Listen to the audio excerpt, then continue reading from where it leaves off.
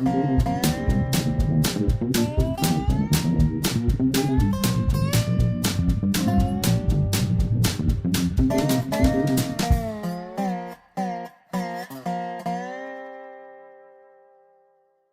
is Dave Monk, your Prairie Monk, WAFT, Champaign, 90.1 on your FM dial, and the date is 6/30/19. And I'm Bill Saylor, working the board today, and for Dave Witzani. And so we have a guest today, Brian Adams, and he's an archaeologist, but he has written a book on Joseph Royer, who was an architect that did a lot of architecture. He's born in probably about 1873 or something, and so he was early. If you came here in the 20s, you would see Royer buildings, and so I'm going to ask him to tell us a little bit about his background, so that you know how he got into looking at Royer and a few other buildings around town, and a few other people that have been architects around town, and then let's look at specifics of Royer's. But then our evil intent here is to look at a high school in Paxton, which is rather a wonderful Royer establishment. It was extended some, and we're looking at as a community symbol between perhaps Kankakee and Rantoul for a sort of prairie trace, and we would look at it perhaps as multiple use, with perhaps even motel in its classrooms, or climbing events in the gymnasium, or a little prairie outside, perhaps a rooftop that might have sedum on it, or panels. It's in the school board at the moment, and the school board is determined to take it down, and other people in Paxton are determined to keep it. So it's a problem, and so Brian will say a little bit about that because he knows much more. He has put articles in the paper. I didn't get to read them because I didn't have the paper. I got shown them, but you might elaborate a little bit of how's that. So let him tell us a little bit about himself, so you get to know his voice and who is it. And thank you very much for coming. Thanks very much, David, for inviting me to talk this morning. My name is Brian Adams, and I am trained as an archaeologist. I currently work at the University of Illinois. I did get involved with an interest in architectural history about, probably 20 years ago now, when I used to live in Urbana, and I purchased an old house, and I was in the process of renovating it. And that got me interested in doing a research of the house's history. That particular house dated to about 1899. So I was starting to get used to using the archives in the Urbana Free Library, looking at old newspapers, looking at old documents to try to figure out the history of the neighborhood. And in that process, I wasn't only learning about the house I was renovating, but I started to learn about other buildings in the neighborhood. And the name Joseph Royer kept coming up. And I was aware of Royer. He was known to have been a local architect who was born and raised in Urbana and went through the University of Illinois. And there were several buildings that were known to be attributed to him. But as I did my research, I was just amazed to find out how prolific he was, how many other buildings he was involved in the design of, both residential buildings and commercial buildings.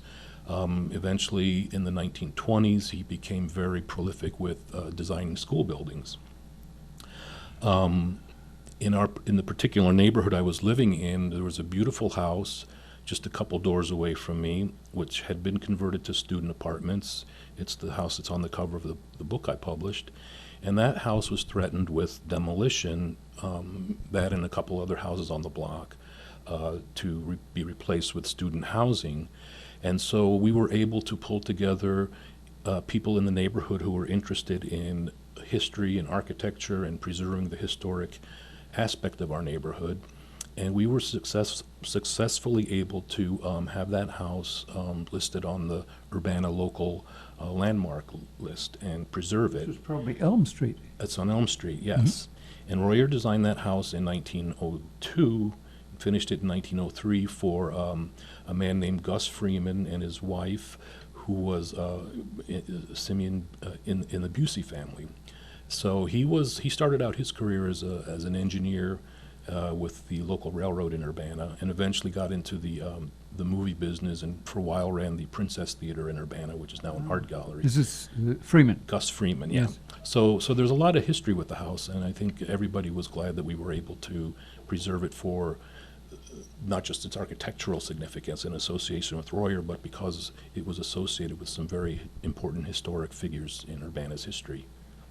Yes. And I always think that's important to do. It's not always just about the building, but it's what can it tell us about our local history. I mean, it's nice to go to Boston, it's nice to go to exotic destinations to see old buildings, but right here in our own community we have a lot of interesting buildings and interesting history, and I think we should also be very careful about taking care of that and respecting it, and when possible preserving it. I walked down Elm Street one day, and all these old buildings had 60-foot setbacks. Yes. And one building had been taken out and replaced with a Yes. apartment building, which was brought right up to the street. Yes. And it was because the planning details had been remodeled, Yes. and this had been overlooked. And I talked to Mrs. Brookins, and I said, I just walked down Elm Street, and she said, so did I.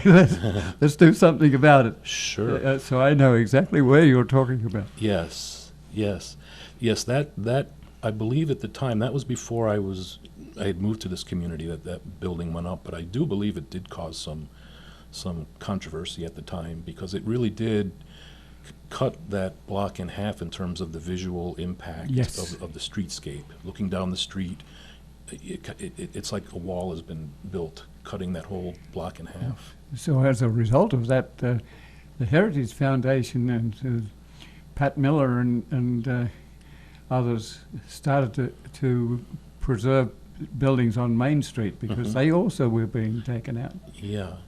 Yeah, I think it's, I understand that we need to have development, and on the other hand, I think that it's important that we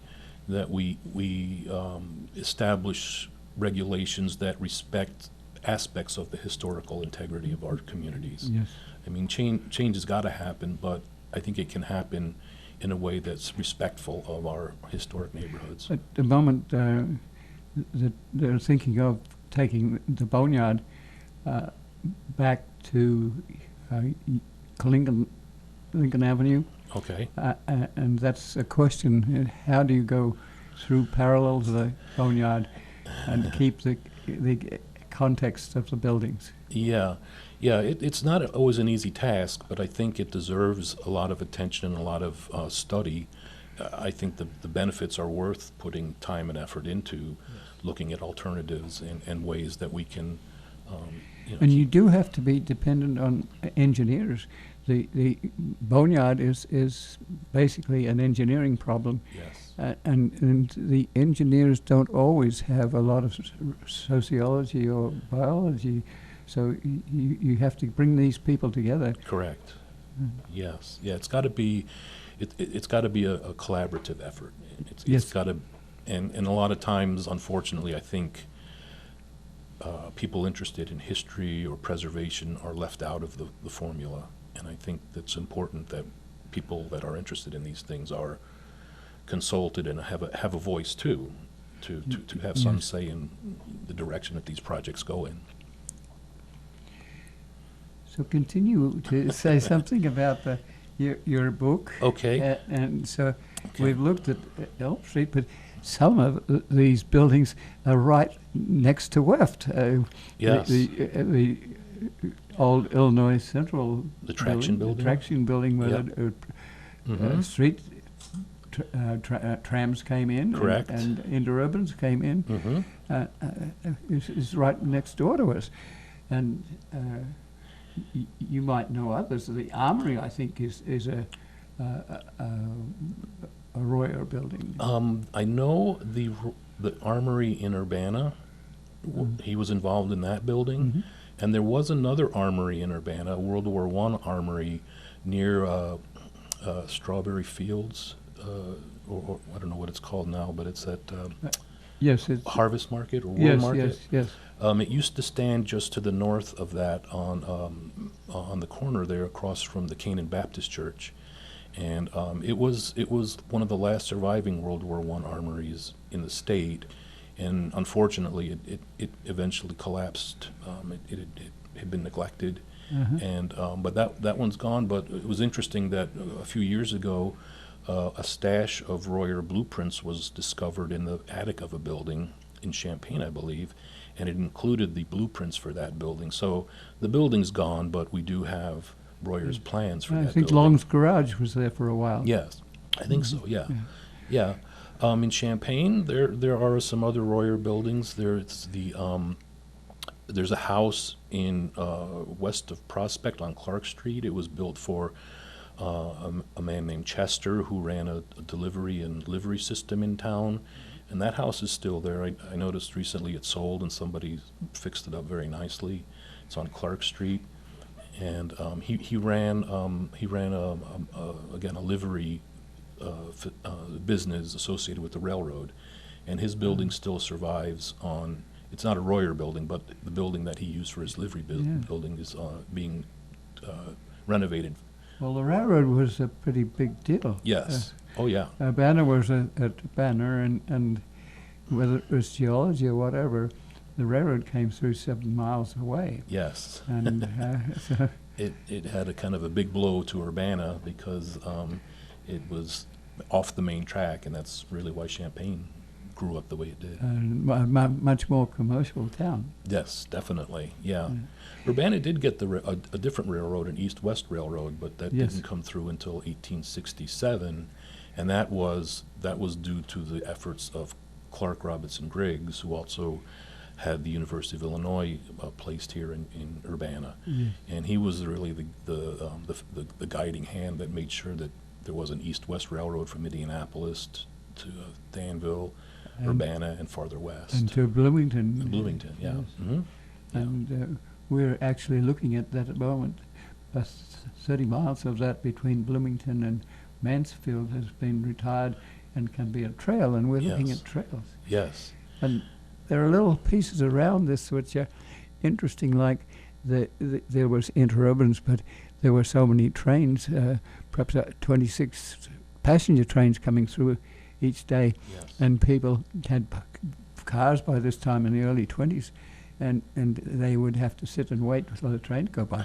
So they moved the railroad line over and went up to Paxton, where we'll talk about later. Sure. They took one of the highest moraines in Illinois from Cairo south to the north, and they took the soil of that and brought it down to Champaign and made underpasses. Oh, interesting. It's incredible. Yes, so these little stories are interesting, and that's why you bring tourists here, to eco-tourists, Yes. Cultural tourists, to come and find out these little things and enjoy doing it. And in the process, your local people get to share that, and sometimes they didn't even know that. Exactly. There's, like I said, there's a lot of unique history in these areas. You don't have to go, hundreds of miles away, and there's some very fascinating stories here, right in this Well, you community. belong to PACA, and Yes. PACA is Preservation and Conservation Association. Yes. And through that, you also learn a lot about Oh, yeah. communities. The objective of PACA is to save wood and artifacts and doorknobs and lights and Correct. but in the process, you get to learn about these buildings. Yes. And one thing PACA does want to do more is to educate people. The warehouse and salvaging is a big part of what PACA does, but the organization would also like to be more active in terms of educating people. telling people why these neighborhoods are important, helping to document them, so that, again, development is necessary, but if at all possible, if there's a way to preserve and conserve these neighborhoods or some of these buildings, people have to know the context, and I think that's another big role that PACA needs to. The president of PACA at the moment has had a lot to do with the school district, because they've Yes. taken over a lot of older buildings Yes. which had character, and these were where people were upgrading their buildings to look more professional and belong to the crowd, whatever the crowd was. Exactly. And so this sort of little story comes out, and it allows other stories to Yes. proliferate. And sometimes you might say, that building, like the church, could it be a center for media activities for high school kids? Yeah. And you have to wonder about taking that building out. Yes. Yeah, I think, again, I think that some of these buildings especially are very unique and very significant locally. And I think that's why it's important to educate people, to let people know why they're historically significant, and also that they're in other places in the country have successfully repurposed those sorts of buildings. So their lives as a single family mansion, those days are over, but there is still potential in those buildings to convert them into something that would be useful to the community and preserve our unique historical appearance. Even the facades Yes. are important, even if you have to put different electricity into Definitely. if somebody has to use technology, it has to be different inside. Definitely. But the outside tells you a story. Definitely. And there are several Royer buildings that have successfully been converted, that are contemporary with, you mentioned the school in Paxton that's currently an issue. Jacksonville's got an old high school that Royer designed in the 20s, probably just about as old as the building in Paxton, and that was successfully converted into apartment buildings, and it still functions as an apartment building. The interior was all modified and brought up to date, up to code, and the exterior is what's really important, because that really preserves the historical appearance of the neighborhood. Even on Market Street right now, the News Gazette building has been partially removed, and the kind of ugly building that was on the front of a building right across from Weft has been taken down, and a bar is occupying a building that's been vacant for 7 years or more. Yeah, you're on the corner. And so there's a different sort of excitement. When we came here, it was a dead central business district, and everyone was running to the mall. And now the malls are emptying out, and we're left with empty boxes there, and gentrification has come to downtown. Yes, yes. Yeah, and I think that's a very good direction to go in. Again, people in the summer especially take trips overseas to Europe, and usually what they want to do is to go to the old centers of the towns, to the old centers of London, Paris. There's something about that history there that attracts people, and we have that here too. I mean, we're not Paris, we're not London, but we do have things here that make us unique, and as long as some of those buildings are still around and are still viable, like the bar here, I think it's important that we use them. We use them to our advantage, because those sorts of buildings that are put to new uses can bring people into the community, and that's good for downtown. That's good for the economy of downtown. Yes. My mother grew up in Cockney, London. Okay. So I have that feeling of going there to Yes. see the Palace School or other places. Sure. But we have those sorts of things here if we can possibly retain them. Yes. So tell us a little bit more about some of the buildings that you revere. Oh, here, let's see, in the community here, there's a lot of them. Let's see. I know recently an old sorority house, again from the 20s, in Urbana, had sat vacant for years. That chapter had moved out. It had been periodically reused for other fraternity uses, but it never really had a a dedicated occupant. And so it sat vacant for years. It's the ZTA sorority house on South Lincoln and I believe Delaware. And it was recently, it was a Royer design, and it was recently purchased and converted into apartment buildings. And so that's a very beautiful building. It's sort of built in a style that's meant to evoke French Normandy Yes, type it has architecture. a little tower in the tower entrance. in the center, yes. And that was recently converted to apartments successfully. So again, the interior has been modified. Some of the original features of the interior have been preserved, but it's all 21st century on the inside, and they were successfully able to preserve the exterior. So you still have that incredible sort of medieval architecture here in our community that's Yes. been preserved and repurposed. Sometimes it's small items, like outside of the county home. Yes. There's a stand which was where you could catch the Yes. the interurban. Yes. And That building is one of my favorites. I know it's seen better days, but that was a Royer design. That was the Yeah. county poor farmer almshouse, which they called it. He designed that complex. in And its day, it was about a mile out of town. Yes. You didn't have your indigent people close to No. to town. No. So very, very traditional. But he designed that, and it won awards in the state. I mean, it was 1917, 1920.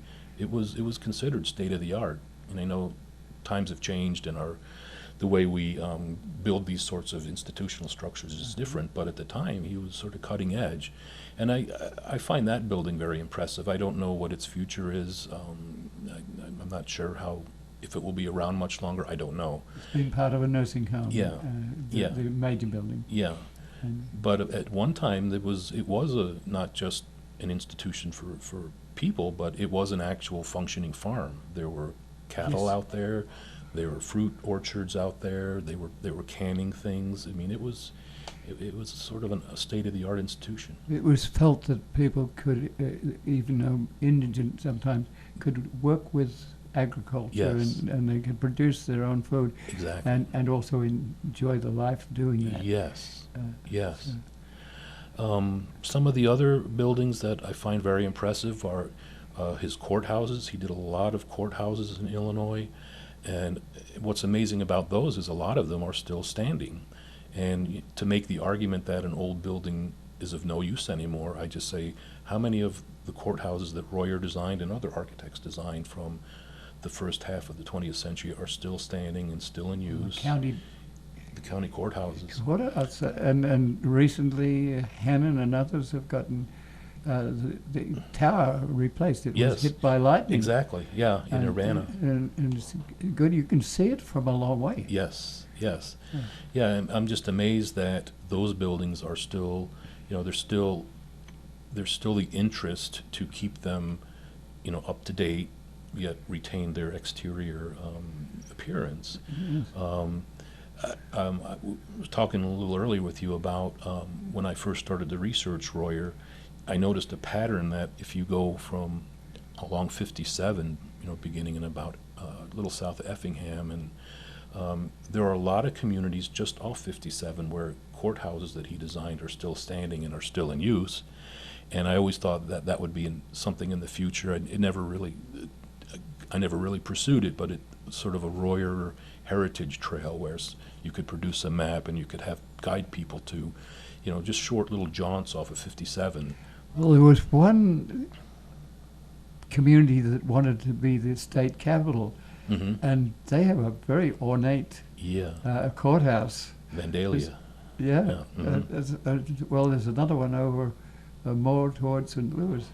Okay. That I'm forgetting the name at the moment, but yes, these are around. And so, if we were to have a trail between Kankakee or even Park Forest South and come south, Mhm. you would be able to do side Definitely. interests. You could go west of Kankakee, and you've got sand dunes and prairies that are Yes. dry prairie, and you could go east to the Iroquois County Conservation District, Mhm.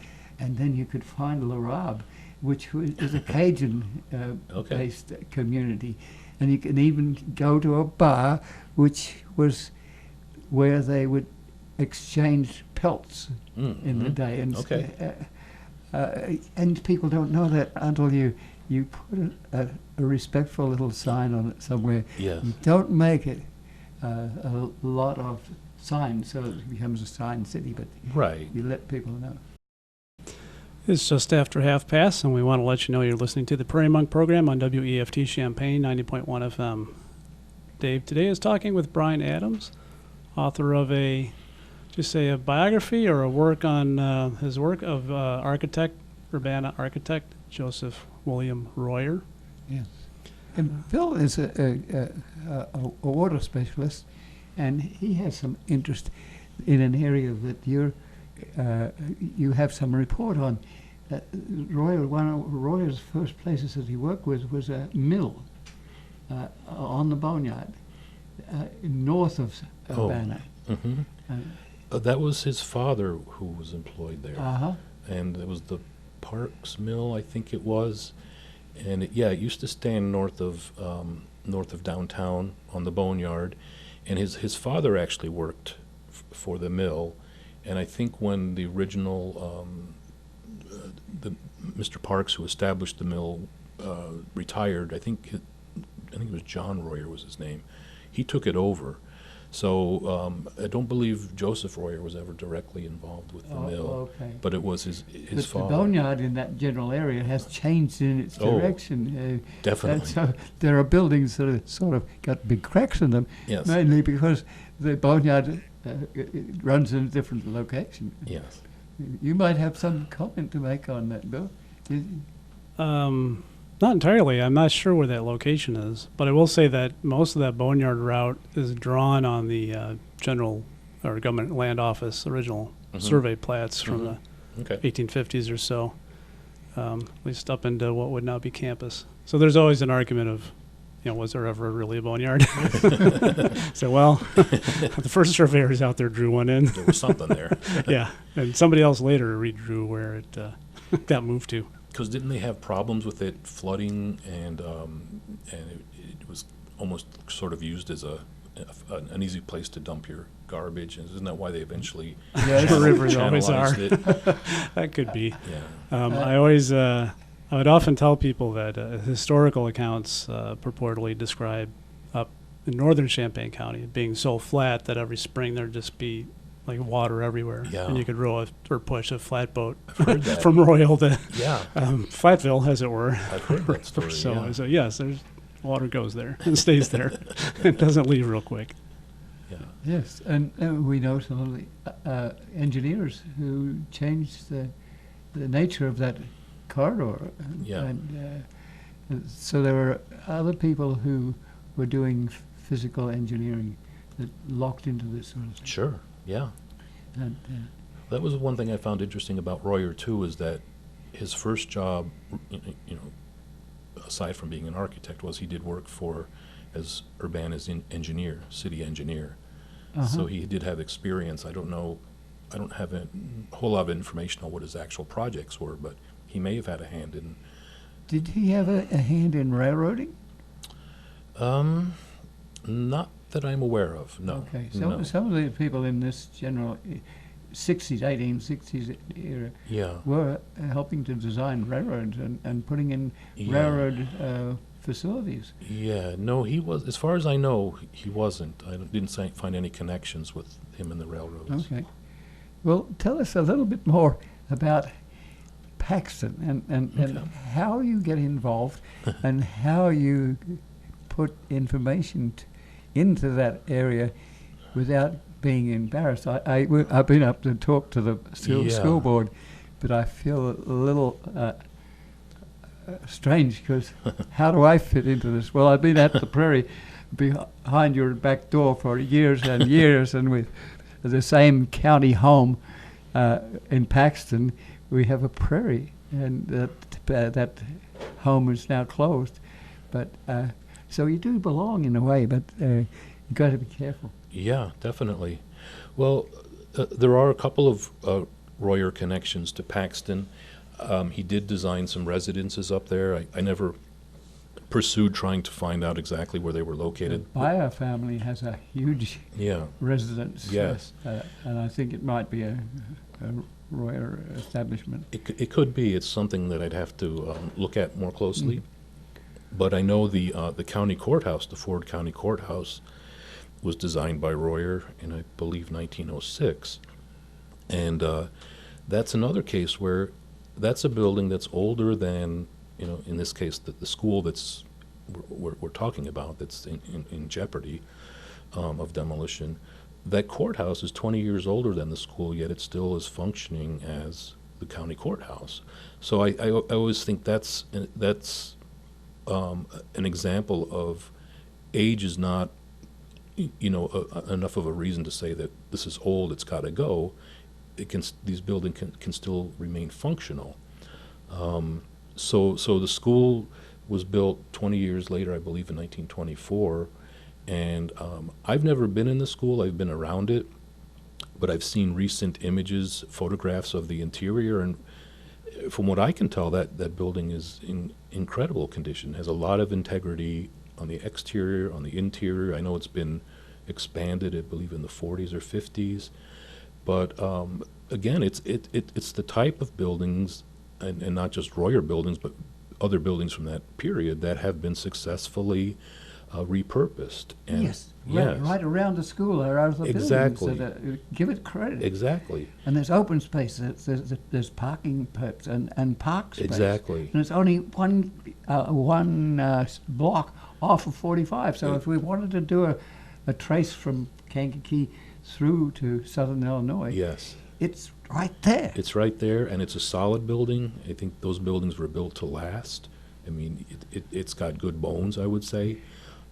Yeah, and there are schools that are still being used in Iowa.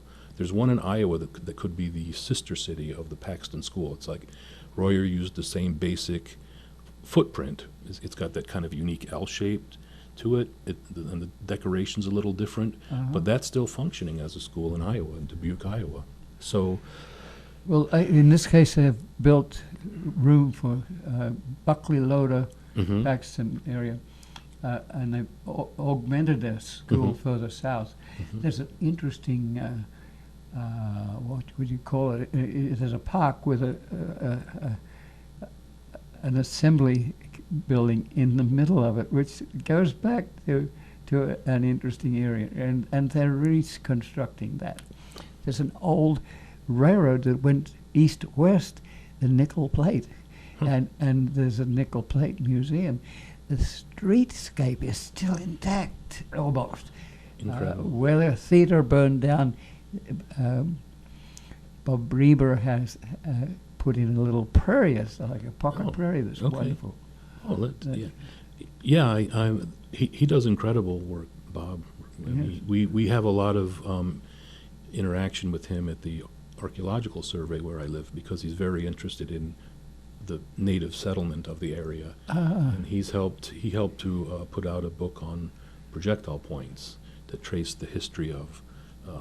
So I'm familiar with Bob's work. I mean, he's very. He's on Route 9. Okay. I think he's acquired some of the land that was there for rest and resuscitation for the Air Force Base. Okay. And then around the corner, he went to school, and I'm not saying it properly, Poppydom. It's a little community. Okay. It has a church that still exists. Wow. And there's a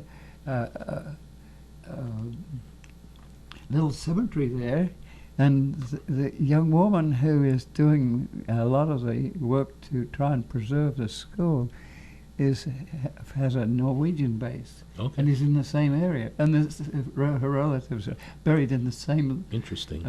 And it's rolling, and so Yeah. you have the outwash plain creeks, and so yes, and Bob Reeder knows it, and he's helped to preserve a Prospect cemetery. Paxton was Prospect, then it was Prairie City, and now it's Yes. Paxton. I don't know where the Paxton came from, but that's why the cemetery is called Prospect. Yeah.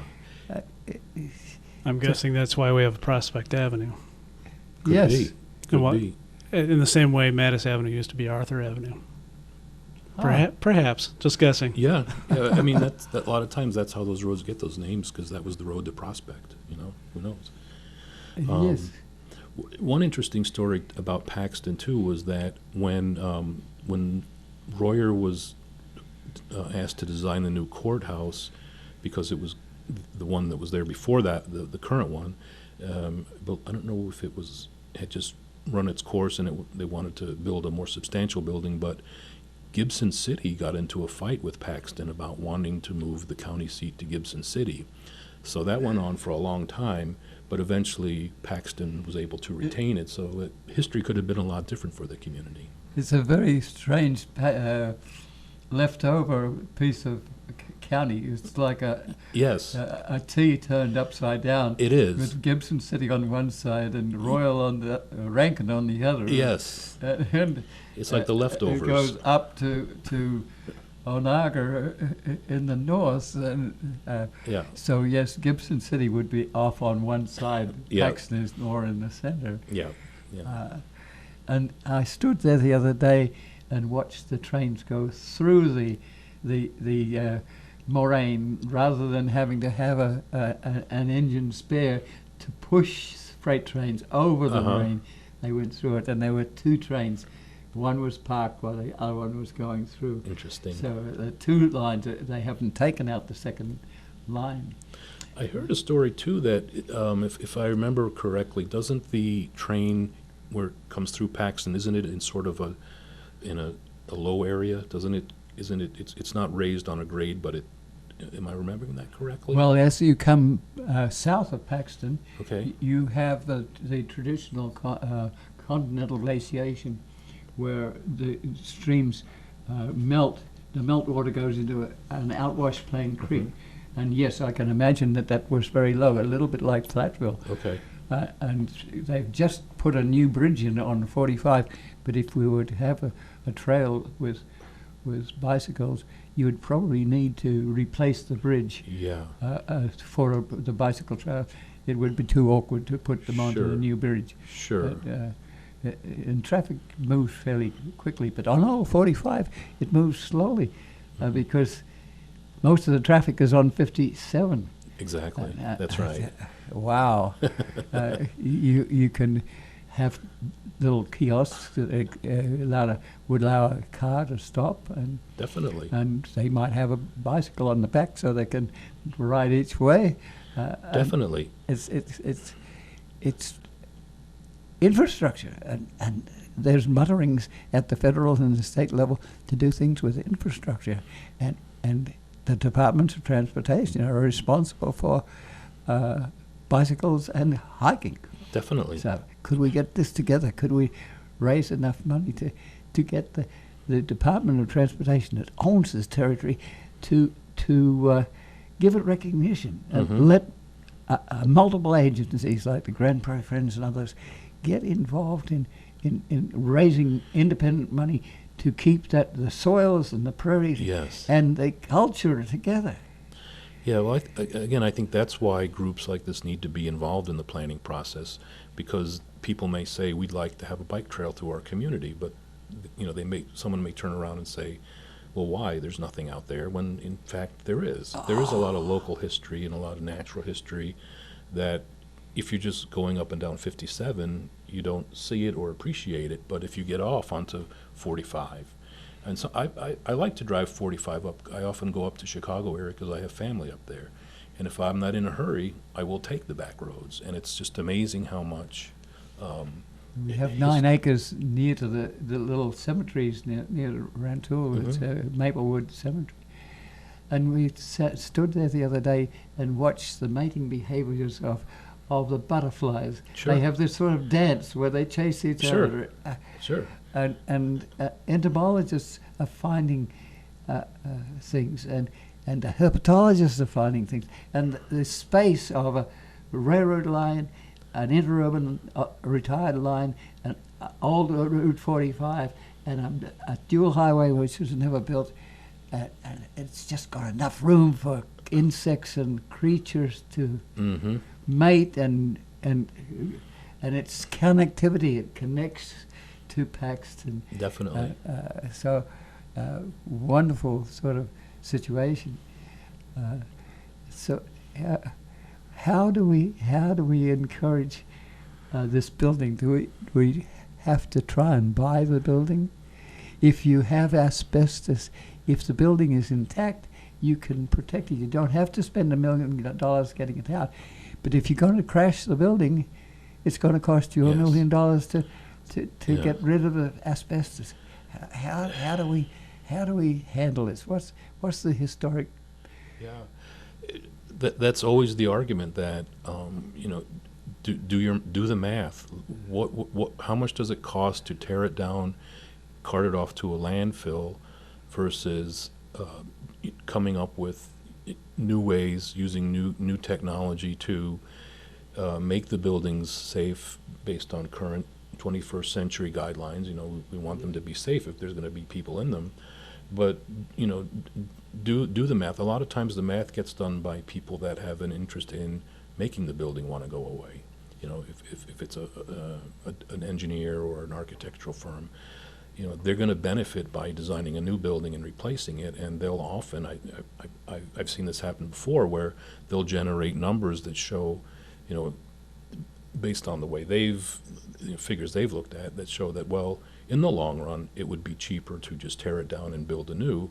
But I don't know how many people challenge that, and I think people need to educate themselves to learn about what are the alternatives, what can we do to make them safe and bring them up to speed on the inside, and without tearing them down, and preserving the exterior appearance and reutilizing them. Would it be possible for you to get inside to have a look to see? I don't know what the current situation is. I've been in contact with the two women who are actively campaigning to have the building saved and have ideas about how it could be utilized. And I've gotten some recent photographs of the interior, but I haven't just had time to pursue it beyond that. But I would be interested in looking, because it looks like, especially the auditorium or the gym, it's a very, very unique. Yes. The way it's configured, and it's beautiful and very impressive. It has a theater Yeah. aspect to it. Yeah. And it looks like a lot of the original interior woodwork is intact. And inside. the brickwork on the outside is intriguing. Yes, yeah, the patterns. The foyer, the open, Yeah. gets to be in pictorial situations. Oh, definitely. And all of I don't know about the roof. Would the roof be strong enough to support a green roof or panels? I think that would have to be, part of the, the investigation of, the current structural situation with the building. But it could be something that could be looked at, and maybe if it needed additional strengthening, I'm sure that would be something that,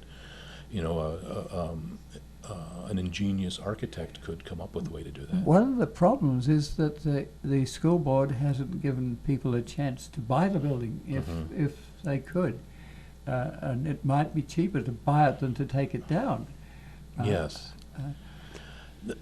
That's my understanding, that there's been this sort of stubbornness to even openly discuss this, which I'm not, again, involved in a day-to-day interaction with what's going on, but what I'm hearing is that it's sort of been a one-way argument. There's not been a lot of feedback from the school district on alternative uses of the building. Yes.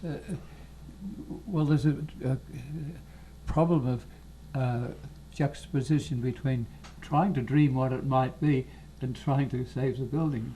It's almost like you can't save the building. You can't. The prime thing is to save the building first. Yeah.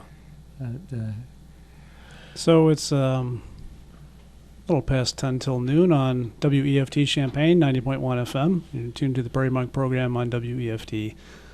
And this morning our guest is Brian Adams, talking in general about Royer design buildings, and in particular about school in Paxton, in the middle of Paxton Old School, now closed.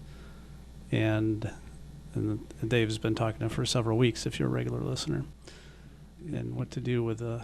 Yes, I have written to Stephanie Dobbs in the Department of Transportation. She is in charge of habitat on roadsides, and she has retinue with people that are like township supervisors that are on her board. And I talked to her on Friday, and she's very excited about this. She has signs on the corridor that say no mow. She probably saves the Department of Transportation a lot of money in terms of no mow policies and with equipment and the like. And we wonder if we could have a feasibility study. Would they fund a feasibility study so we could bring together the various groups that we haven't had time to get together? 2 months is not enough to do that. You need probably 3 years to do it. But if we could get some funding to provide the maps, to have people search the internet for information, to get some pictorial information, to combine the cemetery details, the history and the cemeteries, to get all that together takes time. So our intent there is to ask for a feasibility study and hope that would cool the activities at the school level, so that we could at least keep this as a unique piece of the Paxton culture, mainly Scandinavian. I don't know whether you run into different communities, you're Irish here or German there, or Scandinavian in this case. So I don't want to dump on you in terms of are you an activist or are you a recorder? So there might be a limit to what you can do to help the situation, because it might be way outside your domain. Well, I was asked to write a letter or a piece for the local paper in Paxton. There's the Ford County Republican. Yes, and so I did write quite an extensive article about Royer and why he's important, not just locally or in Illinois, but nationally. I mean, I have a list here of all of his buildings that are on the National Register of Historic Places, and they're from all over the country. So in that piece, I tried to emphasize the importance and the significance of Royer, of his architecture to, again, not just locally, but nationally, and why it's important to, in communities like Paxton, to preserve these buildings, to reuse them, find alternative uses for them. When the building is intact, it's got integrity. Don't be so quick to write them off. Well, there was also personalities involved. You mentioned George Huff saying something about Royer as a personality in this community. Yes. He was a leader, and so was his wife. Yes. So then you want to say something about you have to do it in such a fashion that people get a twinkle in the eye and realize that this was their community, this was their history. Yes. Yeah. That's sort of the sad thing about Royer, was that he didn't leave any descendants, direct descendants, and he sort of became forgotten very quickly. But he and his wife, like you said, were very well known in the community. They were respected. He was affectionately known as Joe Royer. I mean, everybody seemed to be on a first name basis with him. He was really somebody that was a prominent figure in the community and beyond the community. So I think that is something that needs to be played up, is that he was a unique personality who had a lot of influence and impact on the surrounding area. It doesn't seem as if he was pulled in by the university to be a teacher. No.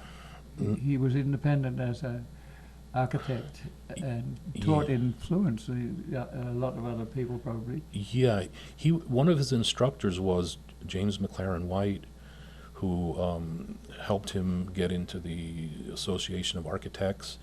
He had a very close relationship with him, but he didn't really seem to break into that. I don't know if that was it was somebody else's territory, was to be directly involved with university architecture.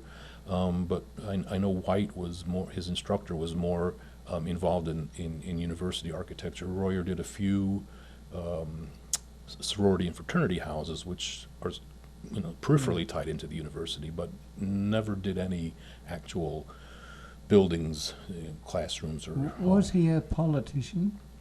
he I know he did go to the Republican convention when Taft was running for president. Uh-huh. He was sent to the convention in Chicago, but that's the only thing I ever came across that indicated he was active in politics, Uh-huh. to that degree.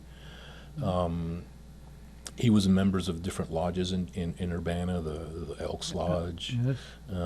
So he did, participate in those sorts of community organizations. We have a few moments left, but I want to thank you very much for being involved in this thing. We've got two minutes, but it really helps to provide that little piece of information that we're lacking. And I'm thinking of a little house. I think it's on Busey, which I think was a Royer house. It was like a mother-in-law house. Oh, in Oregon. Yeah, Busey in Oregon. Yeah. Yes. I've always admired that house. He built that for his mother-in-law. It was on the lot that adjoined. Literally. Yeah. It's one of those. Yes. Yep. Yep. It was on a lot adjoining his house, which is the white Spanish mission-style house. Uh-huh. That was one lot, and I think it's one lot again. But yeah, he designed that for his mother-in-law, and she lived there. And his wife and sister-in-law actually published a book called the Fairy Book. They published a book in the 1920s that it's a children's book, but it centers around that house. There was the stories about elves and fairies would come from Brownfield Wood. Okay. They would come to Urbana at night, and they built the house. It's really intact, and it's a wonder. It is, and that's actually a historic district, a local historic district, Uh-huh. the Royer House and the mother-in-law cottage. Oh, okay. So you can, if you want to learn some Royer history, you can actually go there and see some physical connection with Royer. Busey in Nevada? Busey in Oregon, Oregon. the 800 block of Yes. Oregon. It just a stone throw from Lincoln Avenue. Exactly. You would hardly even believe it was there. Exactly. It's amazing it survived.